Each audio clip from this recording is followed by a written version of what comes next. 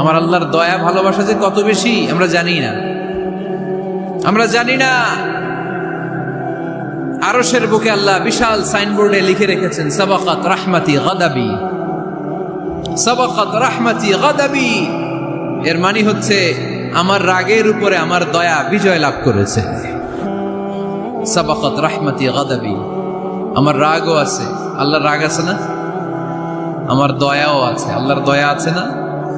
আল্লাহ বললেন আমার রাগও আছে আবার আমার দয়াও আছে, তবে জেনে রেখো আমার রাগের চেয়ে দয়া বেশি। আমাদের পাপ অন্যায় যত বড় হোক মনে রাখবেন আল্লাহর দয়া তার চাইতেও বড়। নাকি ছোট? আপনি যত বড় পাপ করেন না কেন আমাদের জন্য আল্লাহর পক্ষ থেকে দয়া আছে না নাই? বনি ইসরাইলের এক লোক সিরিয়াল কিলার ছিল, খালি মার্ডার করতো, সিরিয়াল মার্ডার, একটা দুইটা তিনটা 10টা 5টা করতে করতে করতে করতে 99টা মার্ডার করেছে। কয়টা? 99টা মার্ডার। কল্পনা করা যায়? 99 জন মানুষকে সে নিজ হাতে হত্যা করেছে।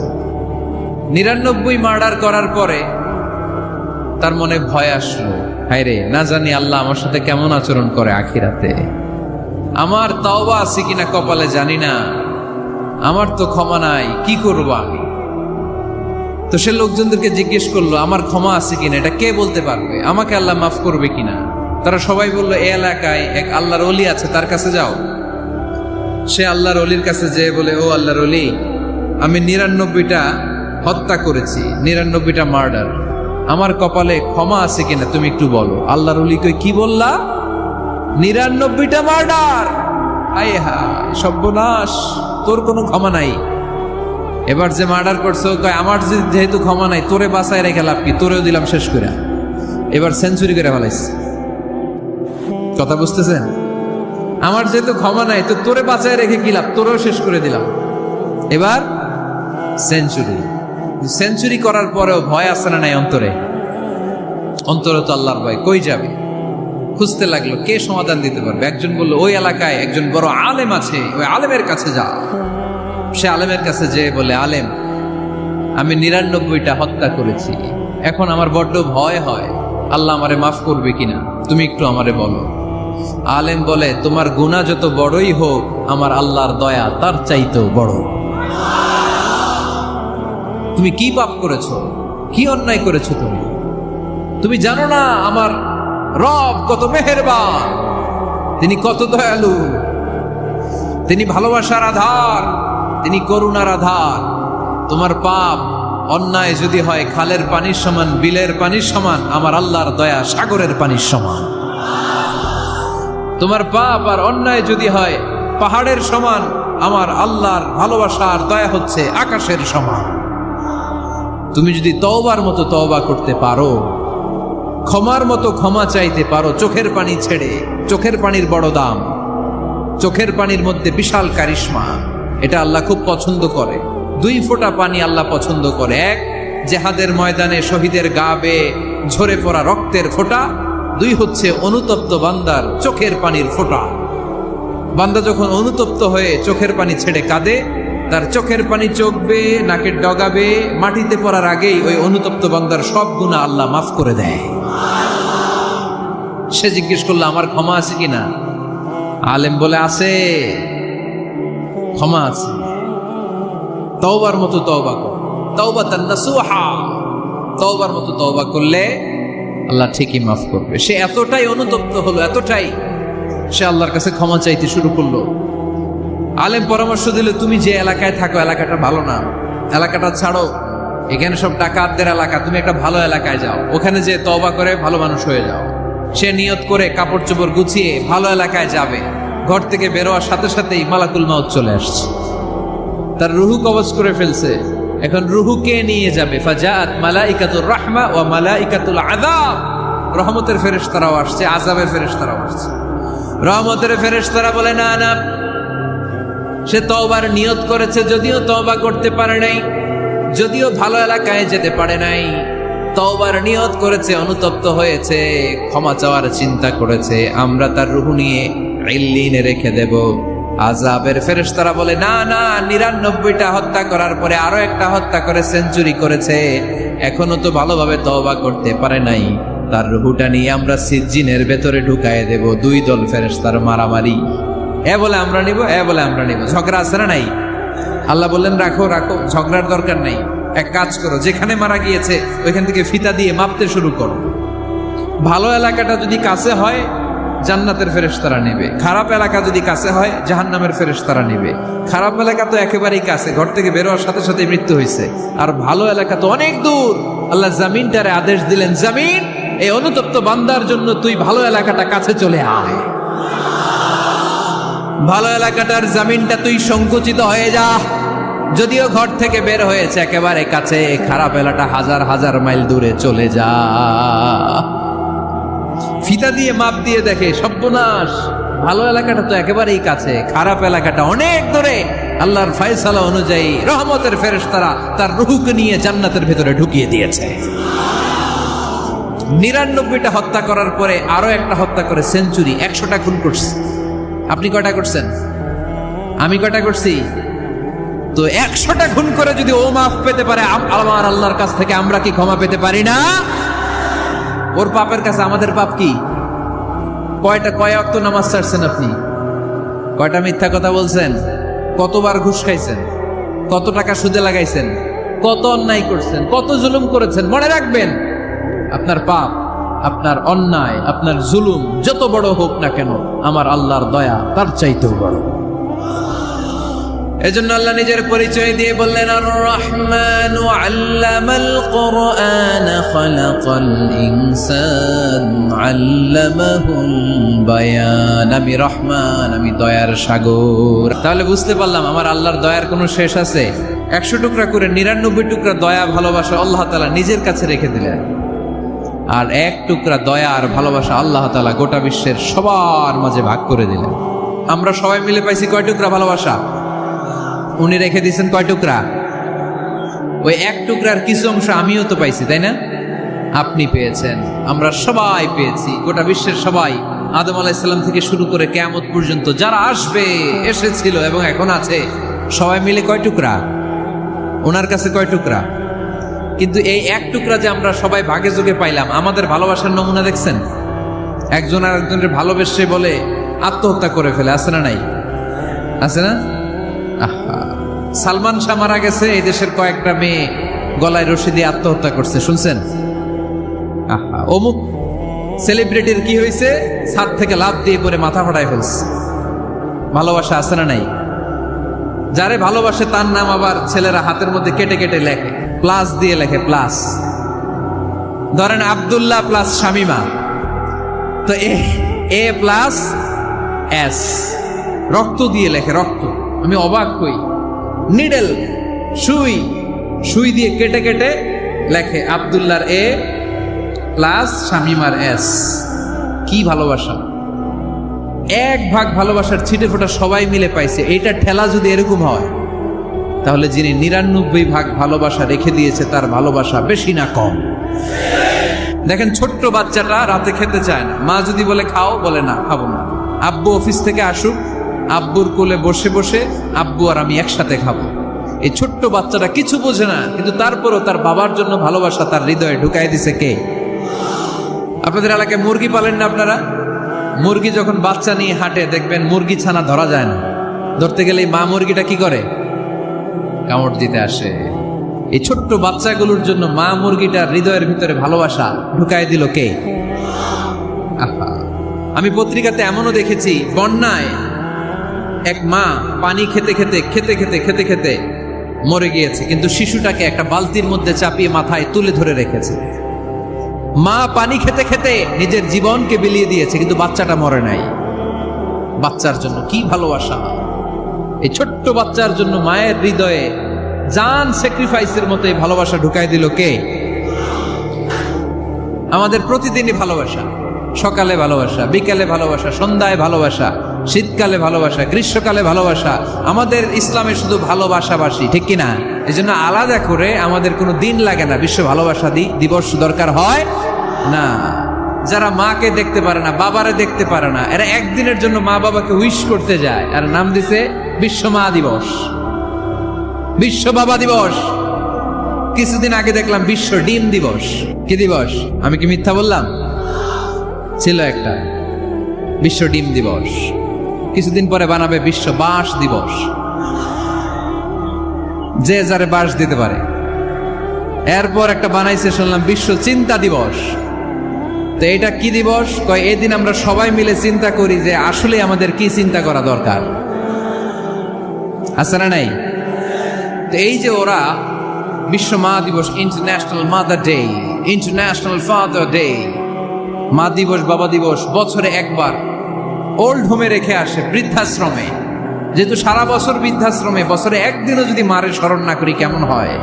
তো একদিন ওই মা দিবসে মারে একটা কার্ড দিয়ে উইশ করে আসে, কিছু টাকা দিয়ে আসে। ওদের তো মা বাবার প্রতি দয়া নাই, শ্রদ্ধা নাই, ভালোবাসা নাই, এজন্য ঘটা করে ওদের দিবস পালন করা লাগে। আমাদের 24 ঘন্টা 365 দিনই ভালোবাসা, তাই এই দিবস ফিবসের আমাদের দরকার নাই। চিল্লায় বলেন ঠিক কিনা?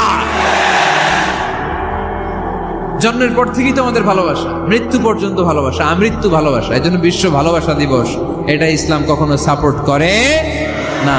ভালোবাসার কেন্দ্রবিন্দু একজন, চিল্লায় বলতে হবে তিনি কে? দেখেন, এক টুকরা ঠেলায় বিশ্ব ভালোবাসা দিবস আমরা পালন করি।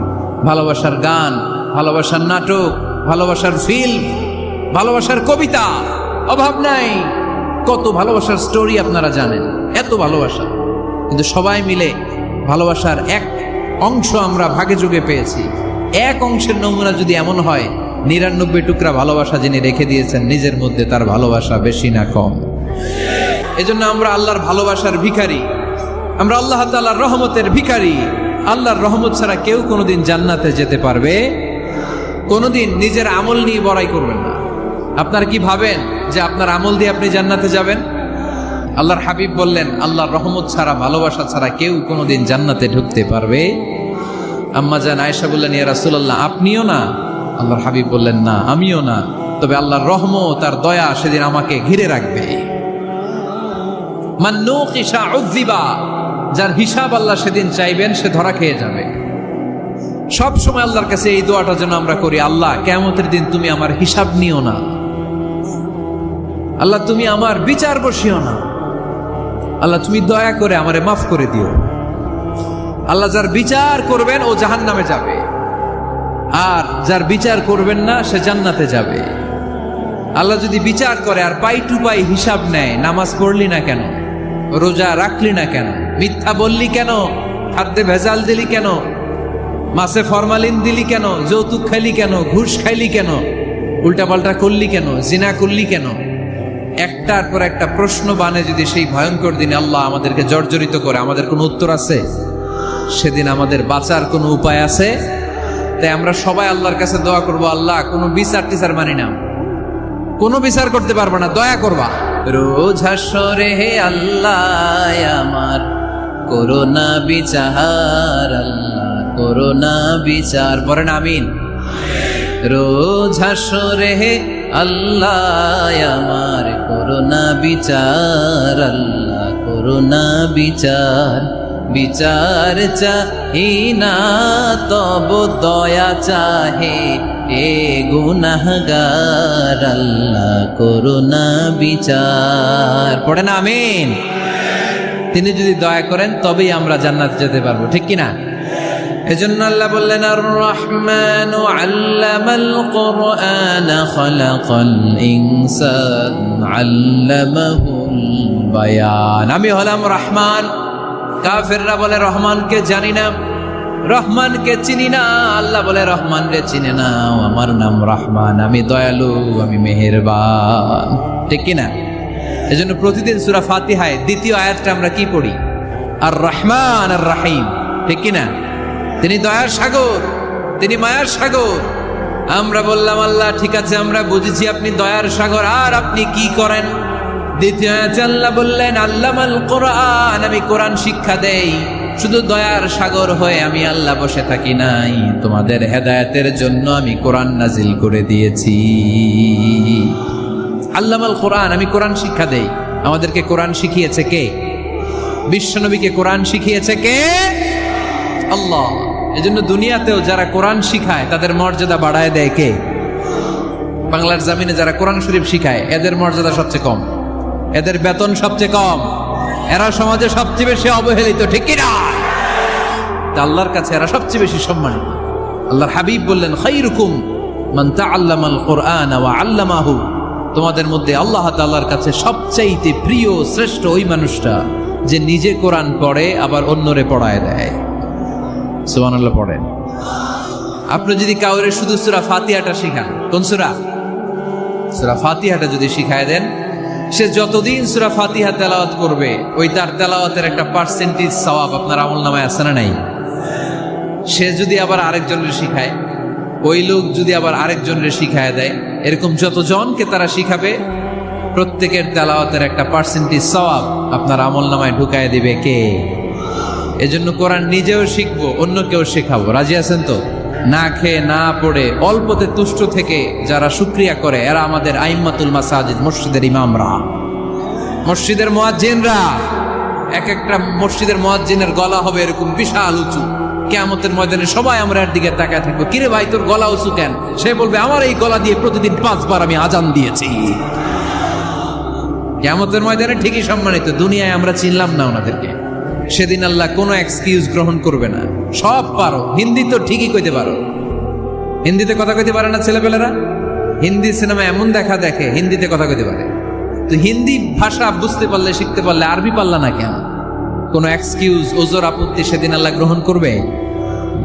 আসুন আমরা কোরআন পড়ি, প্রতিদিন একটা আয়াত হলেও কমপক্ষে আমরা যেন কোরআনের অর্থ পড়ি, বঙ্গানুবাদ পড়ি। রাজি আছেন তো? তো এই যে স্মার্টফোন আসছে স্মার্ট বানাইতে, যেই ফোনের মধ্যে কোরআন নাই সে আনস্মার্ট, ঠিক কিনা?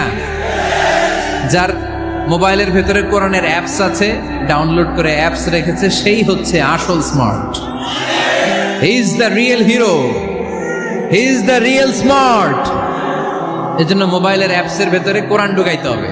এত সহজ হওয়ার পরেও আল্লাহ কি বললেন আমরা যদি না শিখি, না জানি, আল্লাহ কি ক্ষমা করবে? যা বলার সব আল্লাহ বলে দিয়েছে এই কোরআন। এই কোরআনে শুরু হয়েছে বিসমিল্লাহির রহমানির রহিম দিয়ে, মানে বা দিয়ে। কি দিয়ে? চিল্লায় বলেন না, কি দিয়ে? বা।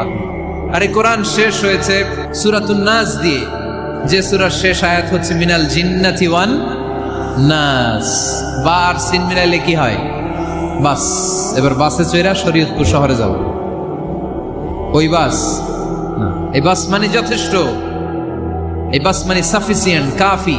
আল্লাহ বুঝালেন এই 30 পারায় 114টা সূরায় আমি যা দিয়েছি এটাই বাস, যথেষ্ট, নতুন করে আর কিচ্ছু লাগবে না। চিল্লায় বলেন ঠিক কিনা? যেমন কিতাব, এই কিতাবের পিছু লেগে লাভ নাই। এই কিতাবের বাণী ছড়িয়ে পড়বে গোটা বিশ্বময়। অনেকে অনেক ষড়যন্ত্র করেছে এই কিতাবকে ধ্বংস করে দেওয়ার।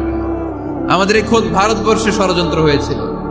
ব্রিটিশরা যখন চলে গিয়েছিল, ওরা প্ল্যান করেছিল এই কিতাবকে কি করে আমাদের থেকে ডিটাচ করা যায়, কেমন করে আলাদা করা যায়। এর একটা কমিটি করে দিয়েছে, আপনারা গবেষণা করে দেখেন এই ভারতবর্ষ থেকে কেমন করে কোরআন দূর করা যায়। তারা বুদ্ধি করে বলল, এক কাজ করি, কারণ তাদের কোরআনের কপিগুলো মসজিদ থেকে বের করে আমরা আগুন দিয়ে জ্বালাই দিব, তাইলেই কোরআন শেষ। পরে দেখলো না, রিসার্চে গন্ডগোল আছে, অ্যানালাইসিস ভুল। আবার নতুন কমিটি পাঠালো তারা ইংল্যান্ড থেকে, 33 সদস্য বিশিষ্ট কমিটি। তারা এসে গবেষণা করে দেখলো না, এই কোরআন আগুনে জ্বালাই দিলে কোরআন দূর হবে না। কারণ আমরা ভারতবর্ষের হেফজখানাগুলোতে যে দেখেছি, ছোট্ট বাচ্চারা মাথা দুলিয়ে দুলিয়ে কোরআন পড়ে। কোরআন তারা শুধু কাগজেই লিখে রাখে না, সিনার ভিতরে গেঁথে রাখে। ওই কোরআন মুসলমানদেরকে শিখিয়েছে কে? সে আল্লাহ বললেন, আর রহমানু আল্লামাল কুরআন খালাকাল ইনসান আল্লামাহুল বায়ান। আল্লাহ বললেন আমি মেহেরবান, আমি কোরআন শিখিয়েছি। আমরা বললাম আল্লাহ আর আপনি কি করেন? আল্লাহ বলেন খালাকাল ইনসান, আমি মানুষ বানিয়েছি। সুবহানাল্লাহ পড়েন। আমাদেরকে তৈরি করেছে কে? জোরে বলতে হবে কে? মানব সৃষ্টির 3টা পদ্ধতি কোরআনে পাওয়া যায়। পদ্ধতি নাম্বার 1, বাবাও নাই মাও নাই। এই পদ্ধতিতে আল্লাহ কাকে বানাইছে বলেন? আদম আর হাওয়া আলাইহিস সালাম, এদের বাবা মা ছিল। 2 নম্বর পদ্ধতি হচ্ছে মা আছে কিন্তু বাবা নাই। এই পদ্ধতিতে আল্লাহ কাকে বানালেন? কি নাম? ঈসা আলাইহিস সালাম। 3 নম্বর পদ্ধতি হচ্ছে মাও আছে বাবাও আছে। এই পদ্ধতিতে আল্লাহ কাদেরকে বানিয়েছেন? আমাদেরকে বানিয়েছেন। তাহলে পদ্ধতি কয়টা? তিনটা। আদম আলাইহিস সালামকে বানানোর পদ্ধতিও তিনটা। প্রথমে আল্লাহ তিন লাজিব এঁটেল মাটি নিলেন, তারপর নিলেন হামাইম মাসনুন কাদামাটি, তারপরে এটারে বানালেন ঠনঠনে শুকনো মাটি। সাইয়েদনা আদম আলাইহিস সালামের অবয়ব তৈরি করলেন 60 হাত লম্বা করে। সাইয়েদনা আদম আলাইহিস সালামকে যখন আল্লাহ বানিয়েছেন কয় হাত লম্বা? সহিহ বুখারীর বর্ণনা, লাম্মা খালাকাল্লাহু আদামা ওয়া কানা তুলুহু 60 যিরাআন। আল্লাহ তাআলা যখন আদম আলাইহিস সালামকে বানালেন 60 হাত বা 60 গজ লম্বা করে বানালেন। আপনারাও যারা জান্নাতে যাবেন 60 হাত লম্বা হয়ে জান্নাতে ঢুকবেন। কয় হাত লম্বা? সুবহানাল্লাহ পড়বেন না? আদম আলাইহিস সালামকে বানালেন। আবার মায়ের পেটে যে আমরা বড় হলাম, এইখানেও আমাদের তিনটা ক্যাটাগরি, তিনটা ধাপে তিনি আমাদেরকে বানালেন। মায়ের পেটে 9 মাস কি করছিলেন মনে আছে আপনাদের? শরীয়তপুরের ভাইরা মনে নেই কেন?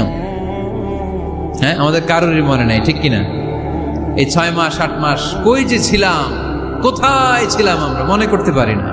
স্মৃতির পাতা হাতড়িয়ে যত পিছনে যাই আর বলতে থাকি। মনে আছে ছোটবেলার কথা? মনে নাই। আমরা সবাই কিন্তু এত বড় ছিলাম না ভাই, ছোট্ট ছিলাম, ছোট্ট। মায়ের জরায়ুর দেয়ালের মধ্যে লেপ্টে ছিলাম। নুতফা, আলাকা, মুদগা, sperm drop, blood clot and the little flesh. ছোট্ট নাপাক পানি ছিলাম। ওইটারে আল্লাহ বড় করতে আরম্ভ করলেন। বড় করতে করতে রক্তপিণ্ড বানালেন। রক্তপিণ্ড থেকে আল্লাহ গোশতপিণ্ড বানালেন। আমরা প্রত্যেকে এরকম একটা গোশতের টুকরা ছিলাম। এটার ভিতরে আল্লাহ কঙ্কাল ঢুকালেন, আমার স্কেলিটন, আমার কঙ্কালটা, আমার অবয়বটা ঢুকালেন। তারপরে আবার গোশত দিয়ে প্যাকেট করলেন, তার উপরে আবার চামড়ার প্যাকেট পড়ায় দিলেন। পড়েন সুবহানাল্লাহ। এরপরে 9 মাস পরে এই পৃথিবীর বুকে স্মুথলি আমাকে আসার সুযোগ দিলেন কে? একথাই আল্লাহ সূরা আল মুমিনুনে বললেন, ওয়ালাকাদ খালাকনাল ইনসানা মিন সুলালাতিন মিন তিন সুম্মা জাআলনাহু নুতফাতান ফি ক্বারারিন মাকিন ثم خلقنا النطفة علقة فخلقنا العلقة مضغة فخلقنا المضغة عظاما فكسونا العظام لحما ثم أنشأناه خلقا آخر فتبارك الله أحسن الخالقين। পড়েন আল্লাহু আকবার। দেখেন দুনিয়ার কেউ কিন্তু আমার খোঁজ নিতে পারে নাই, ভিতরে যে পারছে ওই গোপন জায়গায় একজন আমার রিজিক দিত। তিনি কে? আমার নাভির সাথে আমার মায়ের জরায়ুর একটা কানেকশন ছিল। ওই একটা লাইন দিয়ে আমাদের সবাইকে আল্লাহ খাবারের ব্যবস্থা করেছেন, পানির ব্যবস্থা করেছেন, বাতাসের ব্যবস্থা করেছেন। দুনিয়ায় আসার সাথে সাথে দুনিয়ার মানুষরা ওই খাবারের লাইনটা কেটে দেয়, ঠিক কিনা? দেখবেন সিজার করার পরে বাচ্চাদেরকে বের করে কেচি দিয়ে যারা সিজার করে ডাক্তাররা কি করে? কেটে দেয়। বাচ্চার পা ধরে মাথাটা নিচু করে নিতম্বের মধ্যে থাপ্পড় মারে কয়েকটা, তারপরে বাচ্চা ওয়া ওয়া করে কেঁদে ওঠে, ঠিক কিনা?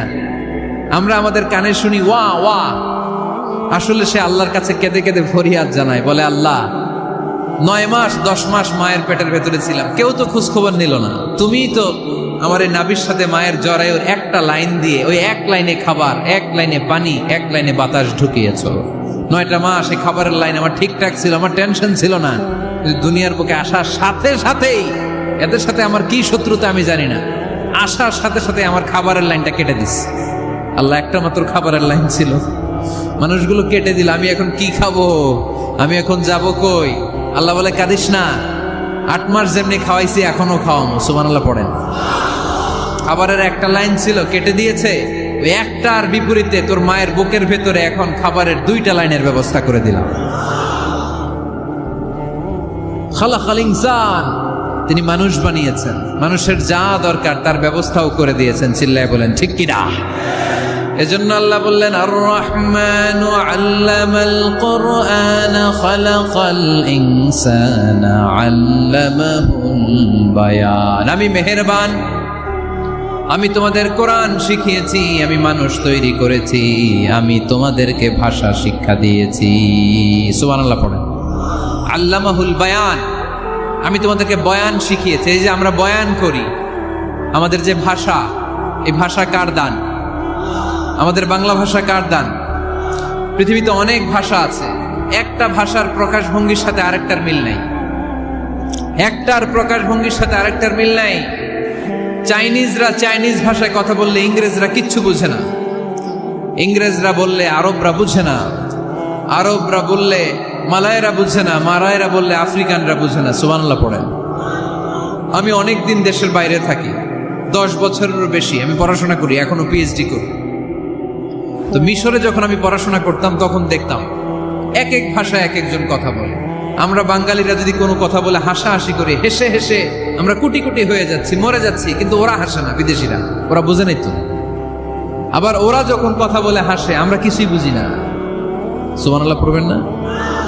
ওইটা বাদ দেন, আমাদের বাংলাদেশে আসেন। আমাদের বাংলাদেশে এক এক জেলার সাথে আরেক জেলার ভাষার ভিন্নতা আছে না নাই? সুবহানাল্লাহ পড়বেন না? ঢাকার ভাষার সাথে ফরিদপুরের ভাষার অমিল, সিলেটের অনেক অমিল, চট্টগ্রামের অমিল আছে না নাই? সবচেয়ে বেশি অমিল সিলেটে আর চট্টগ্রামে, ঠিক কিনা? ওনাদের ভাষাগুলো এমন, শুনলে বুঝার উপায় নেই যেটা বাংলা ভাষা না অন্য ভাষা, কিন্তু প্রত্যেক আঞ্চলিকতায় একটা মাধুর্যতা আছে না নাই? আল্লাহ পাক এই কোরআনের মধ্যে আঞ্চলিকতার দাম দিলেন। হিশাম বিন হাকিম বিন হিজাম কোরআন থেকে তেলাওয়াত করতে শুরু করলেন।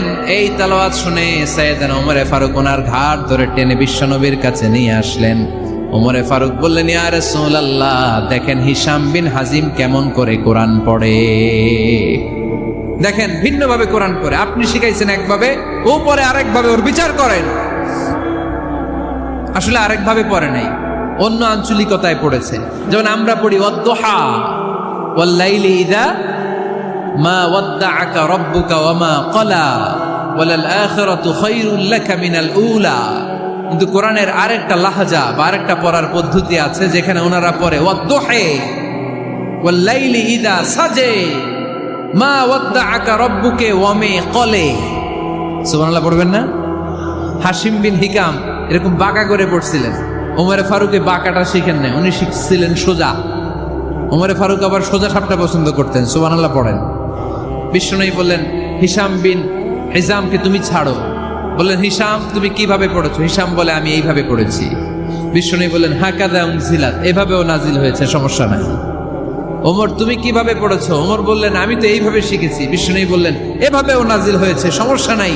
উনজিলাল কুরআনু আলা সাবআতি আহরুফ ফাকরাউ মা তায়াসসারা মিনহু। আরবি ভাষা একটা, কিন্তু এর মধ্যে আঞ্চলিকতা আছে 7টা। এই 7টা আঞ্চলিকতা দিয়ে কোরআন নাজিল করেছে কে? এজন্য আঞ্চলিকতার মর্যাদা আল্লাহ কোরআনেও দিলেন। এজন্য বললেন, আর রহমানু আল্লামাল কুরআন খালাকাল ইনসান আল্লামাহুল বায়ান। আমি মেহেরবান, আমি কোরআন শিখালাম, আমি মানুষ বানালাম, আমি তোমাদেরকে ভাষা শিখালাম। সুবহানাল্লাহ পড়েন। এরপর আল্লাহ বললেন, আশ-শামসু ওয়াল কামারু বিহুসবান ওয়ান নাজমু ওয়াশ-শাজারু ইয়াসজুদান। সুবহানাল্লাহ। আশ-শামসু ওয়াল কামারু বিহুসবান, চাঁদ আর সূর্য আমি তৈরি করেছি তোমাদের হিসাবের জন্য। হিসাব আছে না নাই? তাহলে এই সূর্য আর চাঁদ, চাঁদ আর সূর্যকে আল্লাহ এই মহাবিশ্বে দিয়েছেন হিসাবের জন্য, ঠিক কিনা? আল্লাহর হাবিব বললেন, সুমু লিরুইয়াতিহি ওয়া আফতিরু লিরুইয়াতিহি। চাঁদ দেখে রোজা রাখো, আবার চাঁদ দেখে রোজা ভাঙো। আমরা রমজান শুরু করি কি দেখে? জোরে বলেন। ঈদ শুরু করি কি দেখে? আশ-শামসু ওয়াল কামারু বিহুসবান। সূর্য চন্দ্রের গায়ে লাগে না, চন্দ্র সূর্যের গায়ে লাগে না। কোনোদিন কি দেখেছেন সূর্য আর চন্দ্র ধাক্কা লাগছে? দিনের ভেতরে রাত ঢুকে গেছে, রাতের ভিতরে দিন ঢুকে গেছে, এরকম কি কখনো হয়েছে? সব কিছু একজনের আইন মানে, চিল্লায় বলতে হবে, তিনি কে? এরপরে আল্লাহ বললেন, ওয়ান নাজমু ওয়াশ-শাজারু ইয়াসজুদান। আকাশের তারকারাজি আর বৃক্ষমালা একজনকে সিজদা করে, তিনি কে? আকাশের তারাগুলো আল্লাহরে সিজদা করে, কিন্তু আমরা আল্লাহরে সিজদা করতে চাই না। গাছগুলো আল্লাহর জিকির করে, কিন্তু আমরা জিকির করতে চাই না, ঠিক কি না? অস্ট্রেলিয়ার সিডনি শহরে একটা জঙ্গল আছে। ওই জঙ্গলে একটা গাছ আছে, গাছ। ওই গাছটা টু দ্য ডাইরেকশন অফ কেবলা, কেবলামুখী হয়ে মানুষের মতো রুকু করে আছে একটা গাছ। সুবহানাল্লাহ কইতে বললেন না? ক্যালেন্ডারে দেখা যায়, পত্রিকায় দেখা যায় গাছ রুকু করে আছে। আমরা রুকু করি না, আমরা সিজদা করি না। কিয়ামতের দিন আল্লাহ বলবে আমারে সিজদা দিয়ে দেখা। আপনারা যারা নামাজ পড়েছেন, সিজদা দিয়েছেন, তারা আল্লাহু আকবার বলে সিজদায় লুটিয়ে পড়বেন। আর যারা নামাজ পড়ে নাই, তারা শত চেষ্টা করেও তাদের পিঠকে বাঁকা করতে পারবে না। এজন্য 5 ওয়াক্ত সালাত জামাতের সাথে পড়ার দরকার আছে না নাই? যে সব সময় আমরা ভরসা রাখবো একজনের উপর, তিনি কে? আমাদের গুনাহ যত বড়ই হোক, আল্লাহর দয়া তার চাইতেও বড়। সূরা আর রহমানের শিক্ষা হচ্ছে আমাদের পাপ, অন্যায়, গুনাহ যত বড় হোক না কেন, আল্লাহর দয়া তার চাইতেও বড়, ঠিক কিনা? এজন্য নিরাশ হবেন না, হতাশ হবেন না। আপনি যত পাপ করেন না কেন, অনুতপ্ত হলে ওযু করে এসে জায়নামাজটা বিছিয়ে 2 রাকাত নামাজ পড়েন, পাপের কথাগুলো স্মরণ করেন, ক্ষমা চান। চাওয়ার মতো চাইলে সব গুনাহ মাফ করে দিবে কে?